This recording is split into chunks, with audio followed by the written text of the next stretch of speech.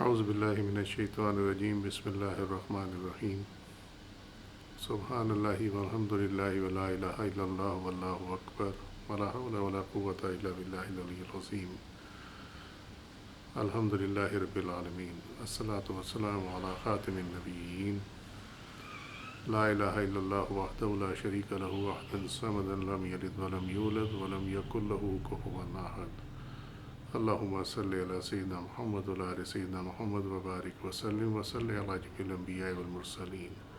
السلام علیکم ورحمۃ اللہ وبرکاتہ۔ علم الفقہ میں ہم تمام علوم کو دیکھتے آئے، جو حلال ہیں، جو حرام ہیں، جن کا حاصل کرنا مستحب ہے، جن کا حاصل کرنا مکروہ ہے، جن کا حاصل کرنا مباح ہے۔ اب اس میں ہم ڈسکس کر رہے ہیں، پچھلے جو درس آئے اس میں وہ ہے علم الفقہ۔ اس کی ہم ٹرمینالوجیز دیکھ رہے ہیں اصطلاحات میں، اور لاسٹ ٹائم جو ہم نے اصطلاح اس کی دیکھی تھی اہل حقیقت، اور اس سے پہلے ہم نے یہ دیکھا تھا کہ جو بیسک سورس ہیں شریعہ کے وہ کیا ہیں، اور اطیع اللہ و اطیع الرسول، اور اس کے بعد اولو الامر۔ پھر ہم نے اہل حقیقت کو دیکھا۔ آج ہم دیکھتے ہیں کہ اصول دین کس کو کہا جاتا ہے۔ یہ ٹرم آپ کو عام طور میں ملے گی فتاویٰ میں، یا جو تعلیم ہے اس کی فقہ کے، اس کے اندر یہ بڑی امپورٹنٹ چیز ہے۔ اصول دین، فروع دین اور ضروریات دین، یہ تین بیسک چیزیں ہیں۔ اصول دین، اس سے مراد عقائد ہیں، جو ہم کہتے ہیں نا اس کا عقیدہ اچھا، اس کا عقیدہ خراب ہوا، یہ ہو، عقائد اس سے مراد ہیں۔ اور یہ تین قسم کے عقائد ہیں۔ نمبر ایک، الہیات، جن کا تعلق اللہ تعالیٰ کی ذات اور صفات سے ہے۔ پھر نبویات، یہ انبیاء کرام کے حوالے سے جتنے عقائد ہیں وہ ہیں اس میں۔ اور سمعیات، یعنی جو وحی سے جو علم حاصل ہوا، جیسے دوزخ، قیامت کا حال، تقدیر کا ہونا، اس پہ جو ایمان لایا جاتا ہے، فرشتوں کے معاملات، وہ تمام چیزیں جو اس میں شامل ہوتی ہیں۔ فروع دین، فروع کہتے ہیں ایکچولی انگلش میں برانچ کو، جو درخت کی جو شاخ ہوتی ہے اس کو کہتے ہیں۔ اس کا تعلق عمل سے ہے۔ اصول دین کا تعلق عقائد سے ہے، فروع دین کا تعلق عمل سے ہے۔ اور اس میں جو چیزیں شامل ہیں وہ احکامات ہیں جو کہ نماز، روزہ، حج، زکوٰۃ کی فرضیت، زنا، قتل، چوری، شراب خوری کی ممانعت، نبی کریم صلی اللہ علیہ وسلم کے خاتم الانبیاء ہونے کا اقرار وغیرہ جیسے احکام قطعیہ، یعنی یہ فائنل ورڈکٹ جو ہیں جس کے اوپر کوئی بحث نہیں ہو سکتی، ان کو فروع دین کہا جاتا ہے۔ یہ اس کی مثالیں ہیں، اس میں اور بھی چیزیں شامل ہو جاتی ہیں۔ تیسری چیز آتی ہے ضروریات دین۔ یہ وہ تمام دینی امور ہیں جو ایکچولی ہر مسلمان کو ابتداءً ہی، یعنی جیسے وہ مسلمان ہو، اگر کنورٹ ہو تب، یا جیسے ہی وہ مسلمان کے یہاں پیدا ہوا اور اس نے ہوش سنبھالی اور اس کو چیزیں سیکھنے کا، علم سیکھنے کا جہاں سے شعور شروع ہوتا ہے، تو اس کے بعد اس کے لیے یہ وراثتاً، یعنی اس کے لیے کسی مدرسے میں یا کسی اسکول میں داخلے کی ضرورت نہیں ہوتی، بلکہ ماں باپ جو ہیں وہ بچوں کو سکھاتے ہیں۔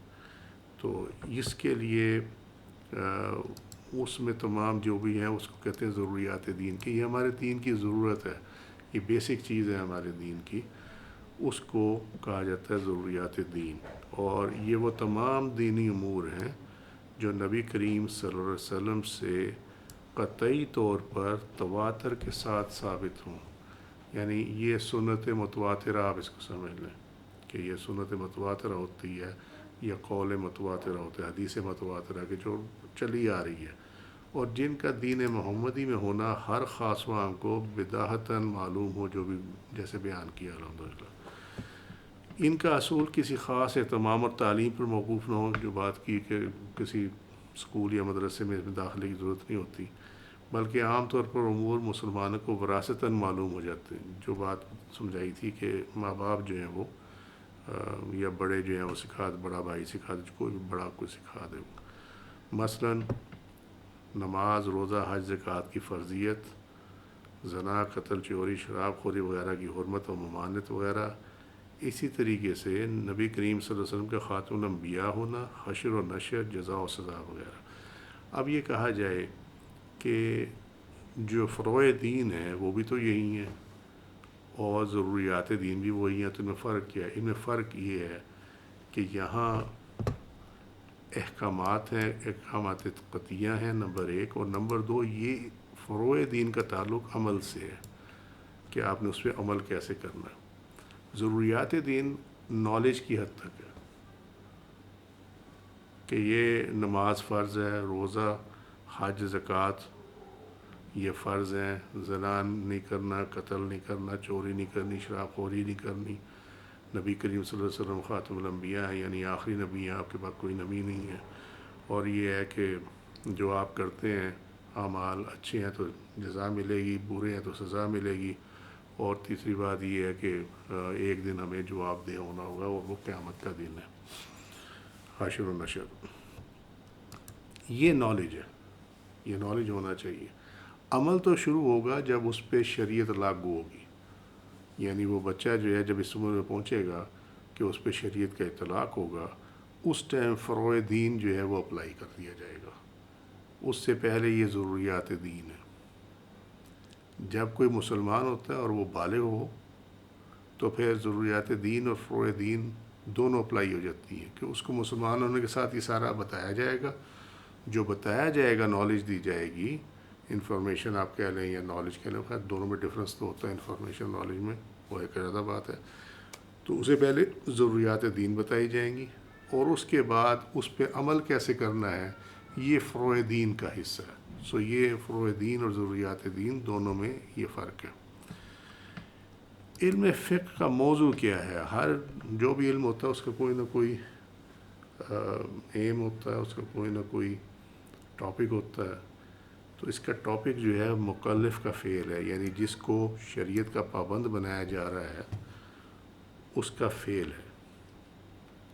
اس کا فعل سے کیا مراد ہے کہ وہ جو اعمال ہیں اس کے، اس حیثیت سے کہ وہ مکلف ہے، کیونکہ اس میں مکلف کے فعل کو جو حلت، حرمت، وجوب اور ندب میں سے جو حکم لاقہ ہوتا ہے اس کے متعلق بحث کی جاتی ہے، یعنی جو اعمال ہیں وہ کیسے کنٹرول ہوں گے، کون سا عمل جو ہے وہ کیسے کرنا ہے، اس کا حکم کیا ہے۔ جیسے حلت حلال ہونا، حرمت حرام ہونا، وجوب کسی چیز کا واجب ہونا، اور ندب مستحب ہونا، قائم مقام جو ہوتا ہے کسی چیز کی، اور مستحب دونوں معنوں میں یہ استعمال ہوتا ہے۔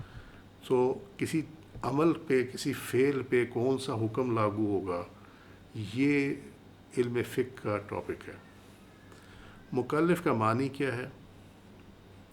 واجب یا فرض اعمال کے بجا لانے کا ذمہ دار بالغ مومن شخص جس پر شرعی احکام کی پابندی لازم ہو، اس کو مکلف کہا جاتا ہے۔ اور وہ یہ ہوتا ہے کہ جب بچہ جو ہے بالغ ہو جائے، اور اس کے اندر ڈفرینٹ ہے، نماز کے لیے جو ہے اس کی 7 سال کی عمر ہے، اور روزے کے لیے اس کی 12 سال کی عمر ہے، یہ مثال دے رہا ہوں میں اس کی۔ تو اب جب وہ 7 سال کا ہوگا تو اس کو نماز کے مسائل وغیرہ تمام بتائے جائیں گے۔ جب وہ 12 سال کا ہوگا، جب روزہ رکھوانا ہے اس کو، تو پھر اس کو روزے کے سارے مسائل جو ہیں وہ سمجھائے جائیں گے۔ غیر مکلف کا فعل فقہ کا موضوع نہیں ہے، جیسے تلف شدہ چیزوں کی ضمانت اور ازواج کا نفقہ، اس کا مخاطب ولی ہوتا ہے، نہ کہ بچہ اور مجنون۔ یعنی غیر مکلف کون سے ہوتے ہیں؟ غیر مکلف بچہ ہوتا ہے، مجنون ہوتا ہے، یعنی چھوٹے بچے، جس طرح ابھی ہم بات کی کہ 7 سال میں جا کے نماز فرض ہوتی ہے، اس سے پہلے نہیں ہے، تو لہٰذا اس سے پہلے اس پہ شریعت فقہ کا اپلیکیشن نہیں ہوگی اس کے اوپر۔ ہاں ضروریات دین اس کے لیے رہے گی، کیونکہ ضروریات دین تو اس کو معلوم ہونا چاہیے کہ کون کون سی چیز ہے. اسی طرح مجنون ہے، مجنون تو بے حال ہوتا، چاہے وہ بالغ ہو چاہے وہ بچہ ہو. تو مجنون چونکہ وہ اپنے حال میں نہیں ہوتا، اس کو اپنی حالت کا ہی معلوم نہیں ہوتا، اس لیے اس کے اوپر بھی فقہ کی اپلیکیشن نہیں ہوتی، اور اس کو کہا جاتا ہے کہ یہ غیر مکلف ہے، یعنی فقہ اللہ نے اس پہ شریعت کی پابندی لاگو نہیں کی. کیونکہ شریعت کی پابندی کے لیے عاقل اور بالغ ہونا وہ ضروری ہے کئی معاملات میں، اور نماز اور روزے میں تو سمجھا دیا کہ نماز تو ویسے ہی 7 سال کی عمر میں آتی ہے. علم فقہ کی غرض و غایت مقاصد کیا ہیں؟ وہ یہ ہے کہ غرض و غایت اس کی یہ ہے کہ دونوں جہانوں میں سعادت حاصل کرنا، یعنی سعادت دارین حاصل کرنا. اور مقاصد اس کے یہ ہیں کہ لوگوں کے لیے مصالح یعنی نیک اعمال اور منافع کو لانا، کہ ان کو اپنے اعمال وہ اتنے ٹھیک طریقے سے کریں، اتنے اچھے کریں، اللہ اور رسول کے حکم کے مطابق کریں صلی اللہ علیہ وسلم، اور تاکہ ان سے اس اعمال سے ان کو دونوں جہانوں میں فائدہ ہو. اور ان سے مفاسد کو دور کرنا کہ جو چیزیں دین میں منع ہیں، جو چیزیں جہنم کی طرف لے کے جا سکتی ہیں، ان سے ان مکلف کو دور کرنا، لوگوں کو اس سے بچانا. اب آ جاتے ہیں کہ فقہ کی جو ٹاپکس کے حساب سے، کیونکہ فقہ جو ہے وہ انسان کی عقائد اور ایمان سے لے کر چلتے ہوئے آخرت تک تمام سبجیکٹس کو کور کرتی ہے. بعض لوگ سمجھتے ہیں کہ اس کے ہمیں ضرورت نہیں ہے فقہ اسلامی کی قدیم تقسیم جس طرح یہ ابھی بیان ہوگی، لیکن جو فقہ پڑھنے والے ہیں، جو سمجھنے والے ہیں، ان کے لیے بنیادی چیز ہے اس کو یاد رکھنا اور اس کو سمجھنا. کیونکہ سم ٹائمز یہ ہوتا ہے کہ بکس میں فتاویٰ میں اس طرح کہیں پہ بھی آپ کو وہاں لکھا ملے گا عبادات، معاملات، عقوبات، وہ بندے کو پتہ ہی نہیں ہوتا کہ یہ کیا ہے. لہذا علم کبھی بھی حاصل کیا ہوا جو ہے وہ رائے گا نہیں جاتا، کہیں نہ کہیں کام آ جاتا ہے. اور میں نے اپنی زندگی میں، اللہ تعالیٰ نے مجھے اپنی زندگی میں یہ بہت دکھایا ہے کہ علم جو ہے وہ کہیں ضائع نہیں ہوتا. فقہ اسلامی کی قدیم تقسیم، 2 طرح کی تقسیم ہے، ایک تو جو پہلے تھی اور ایک جدید تقسیم ہے، 2 ہیں اس کے اندر. پہلے ہم دیکھتے ہیں کہ قدیم یعنی پرانی تقسیم کیا تھی. اس پہ جانے سے پہلے میں بتا دوں کہ بنیادی طور پہ فقہ کے 2 حصے ہیں، میجر پارٹس جو ہیں وہ 2 حصے ہیں. ایک ہے عبادات کا اور ایک ہے معاملات کا. یہ ہم نے پچھلے درس میں اس کو دیکھا تھا. عبادت جو ہے وہ اللہ اور بندے کے معاملات کو کہتے ہیں، اور دوسرا جو سیکشن، میجر سیکشن ہے، وہ ہے معاملات کا. معاملات کہتے ہیں مین ٹو مین، انسان کا انسان سے جو معاملات دنیا کے اندر جو افیئرز ہیں وہ معاملات میں آتے ہیں. تو عبادات اور معاملات. اب ان کو فردر تقسیم کر دیا گیا. پرانی تقسیم تو میں کرواتا ہوں، لیکن اسی طریقے سے جو نئی تقسیم آئی ہیں ان میں انہوں نے معاملات کو علیحدہ کر لیا، وہ ہم بعد میں دیکھیں گے انشاءاللہ تعالی. متقدمین فقہا کے کلام سے مفہوم نکلتا ہے، یعنی جو پہلے گزرے ہیں، کہ علم فقہ 4 اقسام میں منقسم ہے. اس کی 4 کیٹیگریز ہیں. نمبر 1 عبادات، نمبر 2 معاملات، نمبر 3 عقوبات، اور نمبر 4 حلال و حرام. اس کو سم ٹائم حضر و خطر بھی کہتے ہیں، لیکن بہرحال فی الحال آپ اسٹیج پہ اس کو ایسے ہی رکھیں. اب عبادات کیا ہیں؟ عبادت سے مراد جو پہلے ادوار کے جو فقہا تھے ان کے نزدیک عبادت سے مراد مکلف کا وہ فعل ہے جو اللہ تعالیٰ کی تعظیم اور طلب ثواب کے لیے ہو. اس کے صحیح ہونے کے لیے نیت شرط ہے. عبادت کی تقسیم کئی اعتبار سے. پہلے تو اس کو یہ سمجھ لیں کہ عبادت ہے کیا ایکچولی.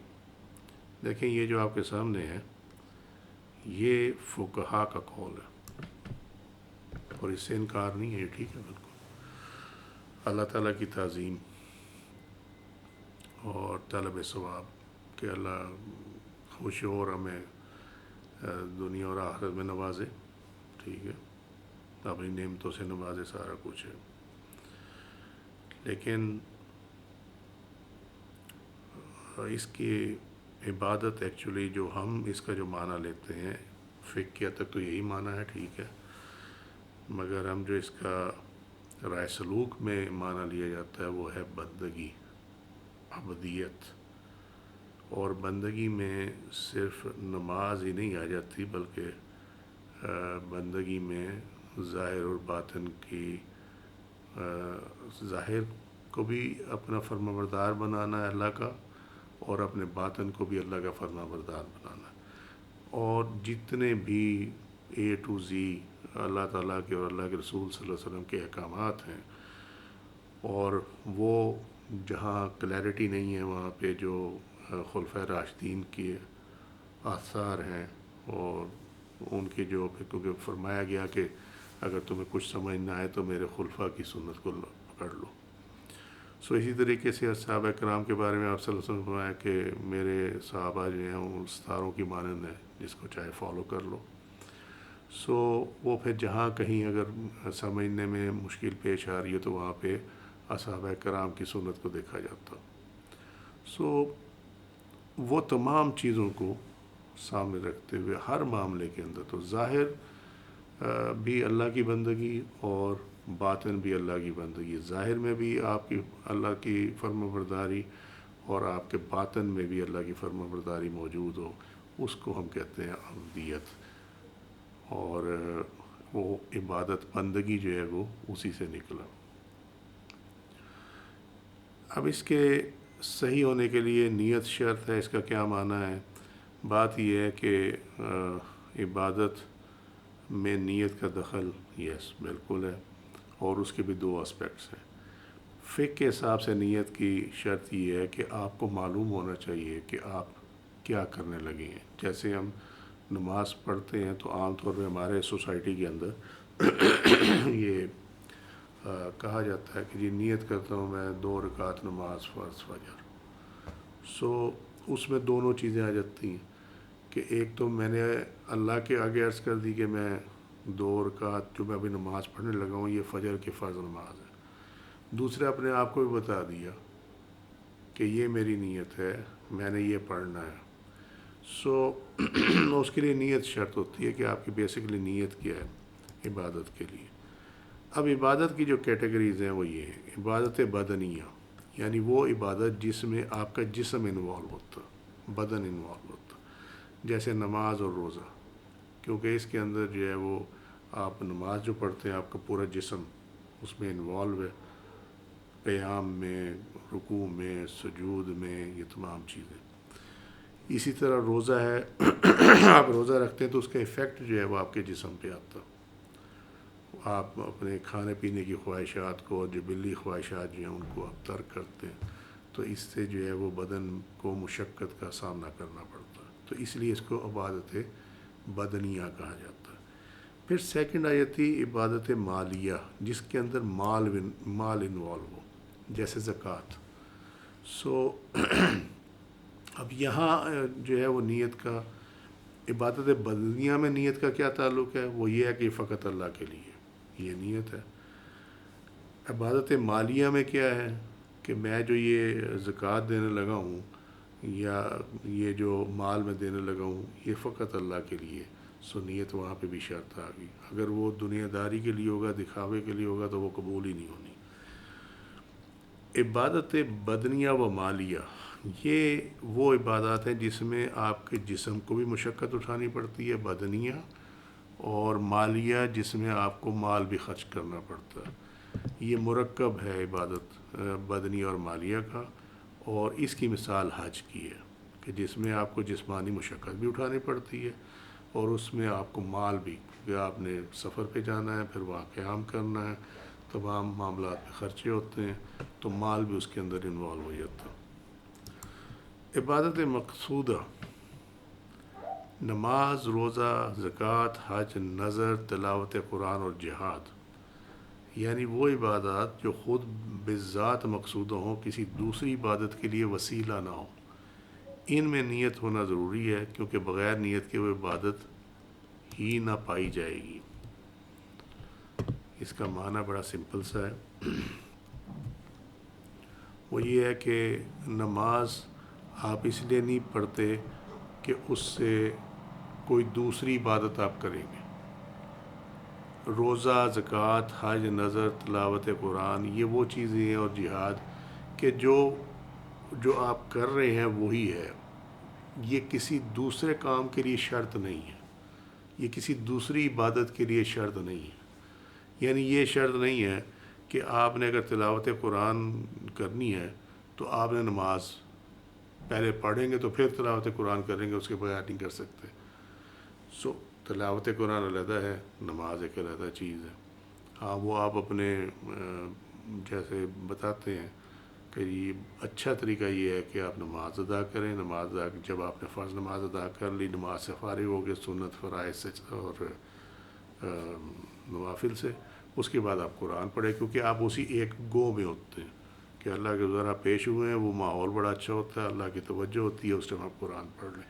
یہ تو ایک علیحدہ چیز ہے، لیکن یہ کہا جائے کہ تلاوت قرآن کے لیے نماز شرط ہے، ایسا نہیں ہے۔ یہ عبادتیں مقصودہ ہوتی ہیں۔ یہ والی عبادتیں غیر مقصودہ وہ ہیں جیسے وضو، کہ یہ خود تو عبادت نہیں ہوتی، لیکن اس کے نہ ہونے کی وجہ سے آپ کوئی عبادت کر نہیں سکتے۔ یعنی کسی عبادت کے لیے جو لازمی شرط ہے اور وہ شرط بذات خود بھی عبادت نہیں ہے، اس کو عبادت غیر مقصودہ کہتے ہیں۔ اس کی مثال وضو ہے۔ وضو اب اس میں یہ ہے کہ آپ نماز تو بذات خود عبادت ہے، ایک سیٹ آف عبادت پورا، مگر اگر وضو نہ ہو تو نماز نہیں ہوتی۔ تو لہذا یہ عبادت غیر مقصودہ کے پیرائے میں آئے گا کہ اس کے بغیر جو ہے وہ آپ کی عبادت نہیں ہو سکتی۔ یہ عبادت غیر مقصودہ جب اس کی آپ تعریف ڈیفینیشن میں آئے گی، وہ یہ ہے کہ جو خود تو بذات مقصودہ نہ ہو بلکہ کسی دوسری عبادت کے لیے وسیلہ ہو۔ یعنی کسی عبادت کرنے کے لیے اس کا کرنا جو ہے جب آپ کے لیے لازمی ہو تو وہ عبادت غیر مقصودہ ہوگی۔ اس میں نیت کرنا ضروری نہیں ہے کہ بغیر نیت کے بھی وہ عبادت پائی جائے گی، البتہ اس کا ثواب نہیں ملے گا۔ مثلا وضو کے اس میں نیت کرنا سنت ہے۔ اگر کوئی شخص بغیر نیت کے اعضائے وضو کو دھو لے یا دھل گئے تو اس کا وضو تو ہو جائے گا، لیکن نیت نہ ہونے کی وجہ سے اسے وضو کرنے کا ثواب نہیں ملے گا۔ وضو ہو جائے گا، آپ کی نماز بھی ہو جائے گی، لیکن وضو کرنے کا ثواب مل سکتا تھا، اور وہ اس صورت میں مل سکتا تھا کہ آپ نیت کر لیتے کہ میں نیت کرتا ہوں وضو کرنے کی، بات ختم ہو جاتی، تو وہ ثواب بھی مل جاتا اور آپ کی نماز بھی ہو جائے گی۔ نیت نہیں کریں گے، وضو کر لیں گے، وضو ہو جائے گا، نماز بھی ہو جائے گی، بس صرف یہ ہے کہ ثواب سے محروم رہ جائیں گے۔ اس کے کوئی پرٹیکولر کلمات نہیں ہوتے، ٹھیک ہے۔ آپ دل میں بھی یہ کہہ سکتے ہیں کہ جی میں نیت کروں وضو کی، بس بات ختم ہوگی۔ اللہ اللہ سب عبادت خالصہ، خالص عبادت، وہ عبادات جن میں عقوبت یعنی سزا یا معانہ، ذمہ داری اٹھانا کا معنی نہ ہو، جیسے نماز، روزہ، زکوٰۃ اور حج اور ایمان جو اصل عبادات ہیں۔ اس میں عبادت کے لیے عاقل اور بالغ ہونے کی اہلیت درکار ہے، ٹھیک۔ اور عبادات غیر خالصہ وہ عبادات جس میں معونہ یا عبادت اور عقوبت دونوں کے معنی پائے جائیں۔ یہ میں ابھی کلیئر کرواتا ہوں، چونکہ یہ نیچے پڑھ کے زیادہ سمجھ میں آ جائے گی، تو اس لیے میں نے اس کو اوپر ابھی ایکسپلین نہیں کیا۔ عبادات غیر خالصہ جیسے صدقہ فطر، اس میں عبادت کی جہت اس لیے ہے کہ روزہ دار سے جو لغو و رفث ہوا ہے، یعنی جو بھی روزوں میں روزے رکھنے میں جو غلطی ہوئی ہے، جو بھی اس نے روزے کی حالت میں جو بھی ایسے کوئی لغو کام کیا ہے، کوئی ایسی کوئی فاحش کوئی چیز ایسی کر دی ہے، صدقہ فطر اس سے طہارت کا ذریعہ ہے، یعنی یہ اس کا کفارہ بن جاتا، جو آپ نے کیا. ان ادر ورڈس یہ دلیل ہے عبادت ہونے کی. اور صدقہ فطر کا سبب راس ہے، یعنی انسان جن کا خرچ، راس مراد ہوتا ہے سر، عربی میں کہتے ہیں سر کو، ہیڈ کو. ہم انگلش میں کہتے ہیں نا پر ہیڈ اتنے پیسے، تو یہ پر ہیڈ وہی معنی ہے اس کا یہاں پہ. یعنی انسان جن کا خرچ برداشت کرتا ہے اور کفالت کرتا ہے، جیسے چھوٹے بچے، غلام، مملوک، ان سب کا نفقہ آدمی پر ہوتا ہے. اس لیے ان کا صدقہ فطر بھی آدمی پر ہوتا ہے. تو صدقہ فطر میں راس کا سبب ہونا یہ دلیل ہے کہ اس میں معونہ کے معنی ہے. اب آپ کو معونہ سمجھ میں آ جائے گی بات کہ اوپر یہ جو یہاں تھا نا معونہ، ذمہ داری. جب صدقہ فطر ادا کرتا ہے بندہ، وہ عام سی چیز ہے، یہ ہر گھر میں ہوتی ہے کہ گھر کے جتنے افراد ہیں ان کا پر ہیڈ وہ صدقہ فطر کی جو شرح مفتی وقت جو اناؤنس کرتے ہیں وہ آپ پے کرتے ہیں صدقہ فطر. اس میں معونہ ہے، یعنی آپ نے ذمہ داری اٹھائی ہے، مالی ذمہ داری اٹھائی ہے. ٹھیک ہے. اس کے اندر معونہ اور عبادت دونوں کے معنی آ گئے. اس کے اندر ذمہ داری بھی ہے اور عبادت بھی ہے. عبادت اس صورت میں ہے کہ جو حالت روزہ میں جو آپ نے بکواس بازی کی ہے، جو آپ نے غلط کام کیے ہیں، اس کو پاک کر دیتا ہے. صدقہ فطر جب آپ ادا کرتے ہیں، اللہ کی مخلوق کی مالی مدد کرتے ہیں اللہ کے لیے، تو اللہ تعالیٰ اس کے بدلے میں وہ جو آپ نے اس میں غلطیاں کی ہیں حالت روزہ میں، اللہ ان کو معاف فرما دیتا، اس کو صاف کر دیتا. اور جب آپ پر ہیڈ اپنی فیملی کا ساروں کی طرف صدقہ فطر ادا کرتے ہیں، تو یہ سب کی ذمہ داری اٹھائی ہوئی ہے آپ نے، تو وہ اس میں معونہ کا معنی بھی آ گیا. عبادت اور معونہ جو ہے وہ دونوں میں آ گیا. اب آ گیا کفارات. کفارے عبادت تو اس لیے ہیں کہ یہ ادا ہوتے ہیں ایسی چیزوں سے جو عبادت ہیں، جیسے روزہ، غلام آزاد کرنا، مسکینوں کو کھانا کھلانا، یہ سب عبادتیں ہیں. نیز کفارہ اس پر واجب نہیں جو عبادت کا اہل نہیں، جیسے کفار، یعنی کفار ہوں اگر تو اس پہ کفارہ واجب نہیں ہوتا. جو عبادت کا اہل نہیں ہے اس پہ کفارہ بھی نہیں ہوتا. یہ بھی علامت ہے کفارہ کی عبادت ہونے کی. اور کفارہ عقوبت اس لیے ہے، یعنی سزا اس لیے ہے کہ کفارہ واجب ہوتا ہی کسی حرام فعل کے ارتکاب کرنے پر بطور سزا. دیگر عبادات کی طرح کفارہ ابتداءً واجب نہیں ہوتا. اب ہم نے اوپر یہاں کیا دیکھا؟ عبادت غیر خالصہ، جس میں عبادت اور معونہ دونوں شامل ہوں، یا عبادت اور عقوبت دونوں شامل ہوں.